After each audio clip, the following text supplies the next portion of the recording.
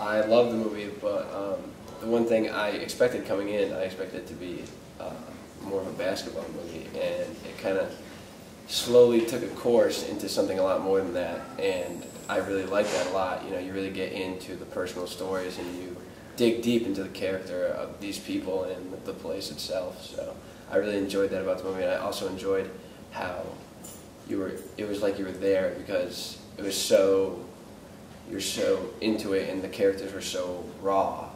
I really liked the movie. I'm not into basketball. I've played it when I was young, but it's not really my thing. I really like the raw footage of it. I think that gave it a really like live aspect of it.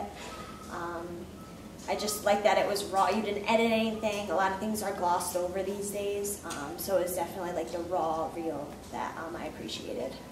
They're fighting about calls and arguing who's next and this and that, and then they all say at the end of the day that, you know, these guys are like my brothers, this guy's like my dad. You know, it's just a family-like atmosphere, and that's what it should be. That's how everyone should treat each other.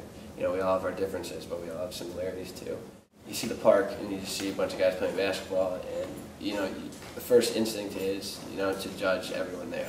But then when you get into these personal stories at the end, you get into a lot more. Like one that stood out to me was Boozer, and when he adopts the kid that he works with, it's life changing. You know, he changed somebody's life, and it's amazing. And looking at him, you're never going to know that. So digging deep into those personal stories was really what sold the movie for me.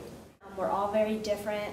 We all come from different backgrounds, and especially towards the end where where you guys were interviewing the guys on their personal lives and their stories, I think it definitely saw a different side. And you know, they look all scary and tough, but they really have, they each have their own individual background, and to not judge people by what they look like or where they come from, because each person has their own background.